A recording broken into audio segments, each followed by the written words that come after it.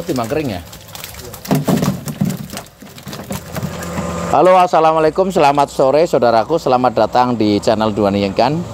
Sore hari ini kita akan membuat konten budidaya ikan nila sistem biovlog yang dilakukan di Desa Tegalwaru, Kecamatan Ciampea, Bogor. Gimana detailnya kita coba ngobrol sama yang mengelola dan pemiliknya. Assalamualaikum Mas Raffi. Waalaikumsalam. Apa kabar?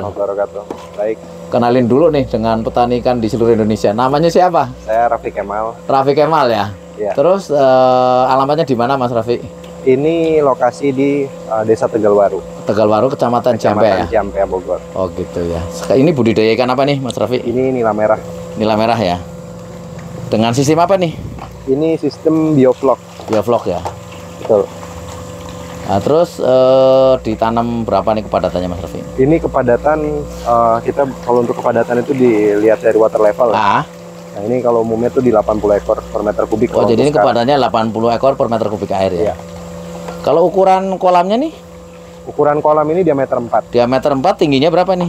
Tingginya di 1,8 meter. 1,8 meter. Cuma sekarang diisi air cuma levelnya cuma di 1,15. 1,15 ya. Ya. Oh. Tapi nanti sering bertahap, sering ukuran ikan yang semakin besar nanti mulai dinaikkan ya. Satu kolam ya. Bisa di 20. Diffusernya berapa titik tuh? Yang saya pakai ini 7 titik. 7 titik ya. Ya. Oh, dari dasar ya? Dari dasar. Dari dasar ya. Ini saya sekarang ngasih makan ini. Lagi nyiapin pakan apa gimana? Ini dimakan untuk kolam ini. Oh. Pak ikannya pada maksimal. Ya. Dan ini alhamdulillah kita udah 45 hari pemeliharaan tanpa ganti air. 45 hari pemeliharaan tanpa ganti air ya? Iya. Terus air dasar juga nggak dibuang? Enggak. Oh gitu. Jadi ini tidak ada pergantian air. Rencana sampai panen tuh nggak ganti air? Rencana ya kita mau nyoba. Oh, mau nyoba ya, Ya. tanpa ganti air ya. Ini kita mau nyiapin pakan untuk kolam. Iya, mana pakannya? Ya. Jadi pakan itu dibibis dulu bagaimana Mas Rapi? Bibis. Oh, Pakan dibibis dulu. Oh. Pakai feed aditif. Oh, pakai feed aditif ya? Iya. Jadi ditimbang setiap ngasih makan ya? Ditimbang. Memang berapa persen itunya? Di 9%. Oh, 9% Kalau ya? sekarang saat ini di 9%. Oh, jadi umur 45 hari masih 9% ya? Iya. Dari bobot biasa. Terus nanti dikalibrasi setelah umur berapa tuh? Nanti ya setiap 15 hari sekali. Oh, 15 hari sekali. 15 hari sekali dilakukan sampling. Oh, sampling ya. Nanti dihitung ulang gitu ya? Iya. Jadi ini pemberiannya adalah 9% per hari ya? Per hari. Jadi dibagi 3 ya? Dibagi 3, betul. Iya, 3 kali ngasih makan kan? Betul. Oh, iya. Ini dikasih feed aditifnya apa nih? Feed aditifnya jenisnya mineral. Oh, mineral ya? Tapi yang memang di dalamnya juga pun mengandung asam lemak esensial. Oh, gitu. Kemudian tuh asam amino esensial. Oh, jadi ini ditimbang tuh. Iya, iya. Itu berapa kilo tuh? Ini di 900 gram. Oh, 900 Jadi gram. perharinya di 2,7 kilo. Oh, masih kecil soalnya ya? Masih kecil. Ini apa nutrisinya ini? Itu apanya, Mas? Ini apa yang di gelas-gelas ini? Itu kualitas air. Itu airnya. Wow. Untuk dicek kondisi Dicek air. Kondisi airnya ya.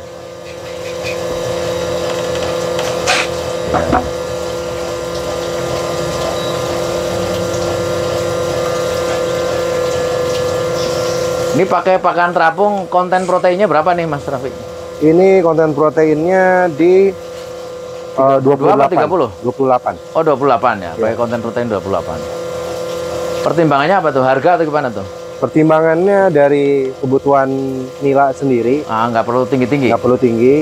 Terus juga kemudian ditambah memang kolam yang saya pelihara ini pakai sistem biovlog. Ya memang kan biovlog itu memiliki kelebihan airnya itu mengandung nutrien. Oh iya iya. Jadi nggak perlu tinggi-tinggi ya kalau sudah airnya mengandung nutrien ya? Iya. Jadi ya sebenarnya kan itu tujuannya untuk menghemat kos pakan juga. Iya iya. Supaya FCR-nya rendah ya? Iya betul. Mana yang belum kasih makan? Yang kolam yang 34. Oh 34.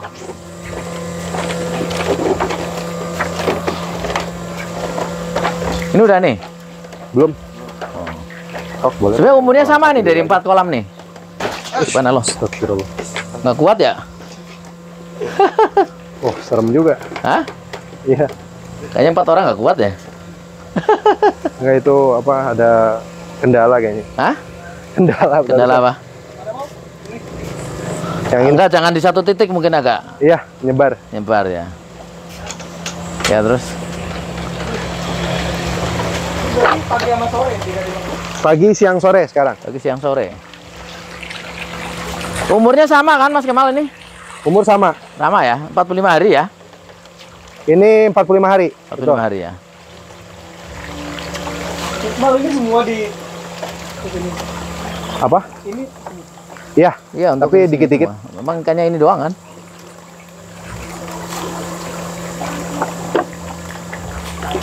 Jadi ini kepadatannya adalah 80 ekor per meter kubik air karena dengan kubikasinya ya. Iya. Kubikasinya.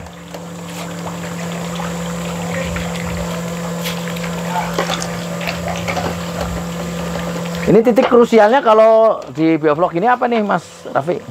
Biovlog itu titik krusialnya ada bagaimana cara kita itu memaintain air. Oh gitu aja. Ya, maintenance air. Ya memang kan di sini yang kita maintenance itu adalah bakteri untuk mengkonversi air. Begitu, untuk mengkonversi limbah dari pakan itu sendiri. Ya ya. Jadi harus dicek ya bagaimana si bakteri itunya bekerja ya. Ditahan dulu. Banyak susah.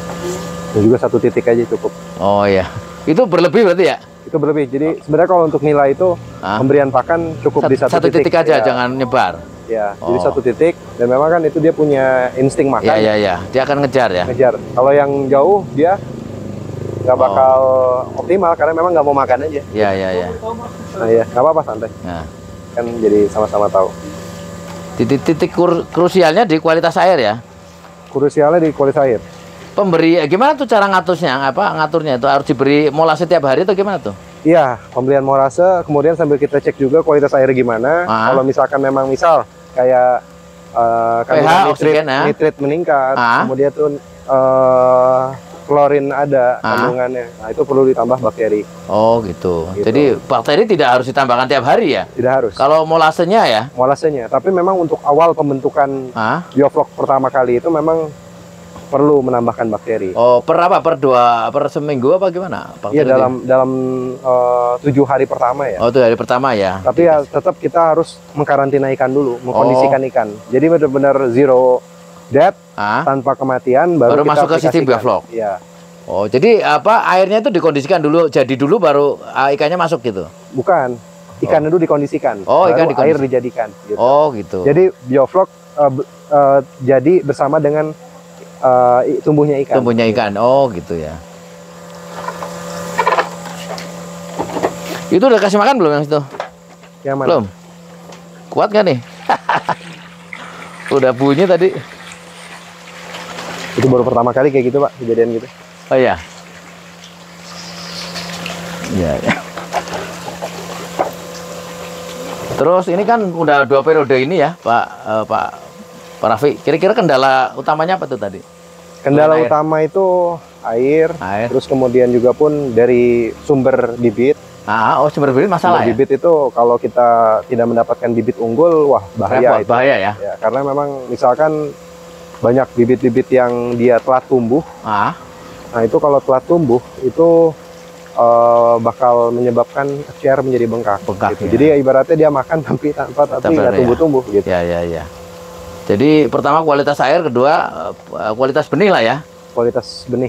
Terus sama ketiga misalnya kualitas pakan ya nanti. Kualitas pakan, betul. itu juga itu sangat penting. Sangat penting kualitas pakan penting. Ya pakan yang baik itu memang pakannya sesuai dengan nutrien yang dibutuhkan ikan. Ya.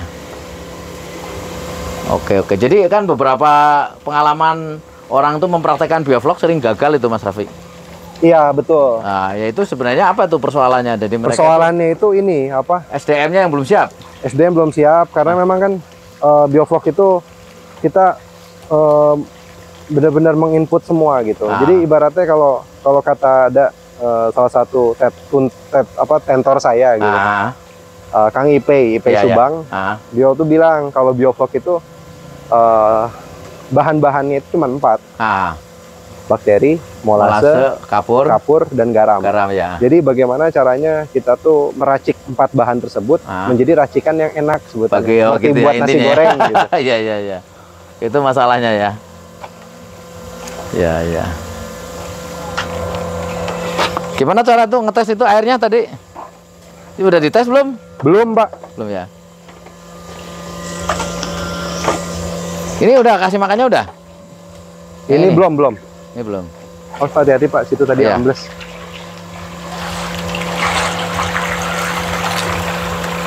Ini ikannya udah ukuran size 13. Size 13 ya. Ini sekilo 13 ini ya udah. Kilo 13. Sekilo 13 ya. Jadi kita tuh sambil ngecek mana perlakuan terbaik jadi 4 ini. Ya ya ya. Ada perbandingan yang nggak pakai molase ya? Kolam sana ujung, kolam 4. Kolam ujung sana ya. Langsung dan ini tidak pakai pemberian molase langsung. Kalau yang tiga-tiganya pakai ini.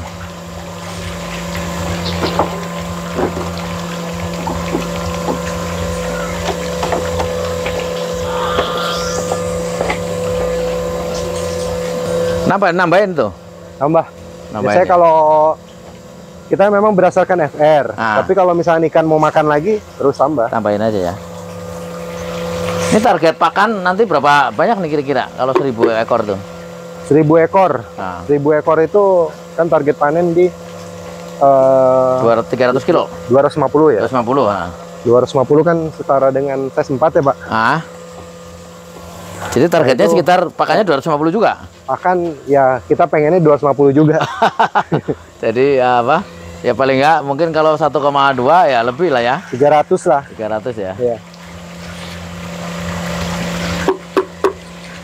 Mas Raffi, kalau ini ada orang mau mencoba ini kira-kira sarannya apa supaya itu bisa berhasil tuh? Sarannya tetap mengacu pada kaidah-kaidah budidaya. Gitu. Yang pertama itu dalam manajemen kualitas air. Saya ngejelasin pertama dulu ya. Dari produksinya dulu. Yang pertama konstruksinya harus benar. Konstruksi kolam itu menentukan konstruksi kolam itu sangat menentukan. Oh ya, terus? Karena yang di mana-mana memang konstruksi kolam itu sangat menentukan. Ya. Dalam sisi settingan aerasi itu sangat berpengaruh. Kemiringan lantai dasar segala gitu ya. Kemiringan lantai dasar, terus kemudian kedalaman air. Kedalaman air. Kemudian dari sisi alat yang digunakan, mesin yang digunakan. Nah, itu sangat penting. Penting ya. Kemudian tuh yang kedua adalah dari benih yang digunakan. Benih yang digunakan tuh harus benar-benar yang digunakan harus benih unggul. Benih unggul ya. Karena kalau misalkan tidak benih unggul, wah itu masalah di pakan. Kemudian pertumbuhan lambat, wah itu nggak untung lah. Nggak untung lah ya. Kemudian tuh yang ketiga itu di SDM. Manajemen kualitas air. Manajemen kualitas air ya. Ya, manajemen kualitas air ini harus benar-benar dirawat. Gitu ya. Jadi kualitas air kita terus menjaga bagaimana agar air tersebut tuh bagus secara pH. Kemudian tuh kita juga pun perlu mengecek. Nah, ini alhamdulillah saya sudah menemukan ada water test kit. Saya juga beli online. Ya memang ini sangat bermanfaat untuk budidaya bioflok. Gitu. Itu jadi untuk mengukur apa tuh kandungan karbon tuh? Kandungan alkalinitas. Kesadahan. Kandungan karbon, nitrit, nitrat, klorin. Ada semua tuh? Ada semua. Lengkap lah. Itu makanya itu 7-in-1 sebetulnya. Itu alhamdulillah itu yang mensupport saya untuk budidaya. Ya itu sahabatku, saran dari Mas Raffi ya, kalau ada orang yang mau mempraktekkan bioflok ini ya. Mas Raffi, makasih ya atas obrolannya ya. Ya, sama-sama Pak. Semoga bermanfaat bagi petani ikan di Indonesia. Yang tadi belum beres tadi. Tadi kan kualitas air. Ya nggak apa-apa, tuh lagi. Kualitas air, kemudian tuh tadi pakan. Benih udah kan? Benih udah, tadi kan benih kedua. 3 kualitas air. 4 pakan. Ya. Pakan ini harus yang memang sesuai dengan kebutuhan ikan. Gitu. Ya. Misalkan kayak berdasarkan stadia, mungkin kayak saya juga perlu melakukan riset ya. Misalkan dari ukuran yang memang masih 10 gram atau 20 gram, ya mungkin masih kebutuhannya tinggi, protein di 30 mungkin. Tapi yang saya lakukan sekarang ini masih di angka 28. 28 ya. Ya.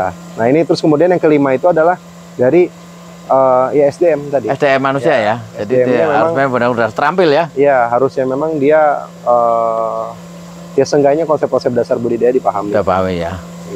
Baik, itu yang bisa saya laporkan dari kolam bioflok yang ada di Desa Tegalwaru. Terima kasih ya Mas Raffi atas ilmunya yang diberikan. Ya, sama-sama. Semoga bermanfaat dan bisa menjadi inspirasi bagi petani ikan di Indonesia. Sampai jumpa dengan video berikutnya. Salam perikanan, salam untuk semuanya.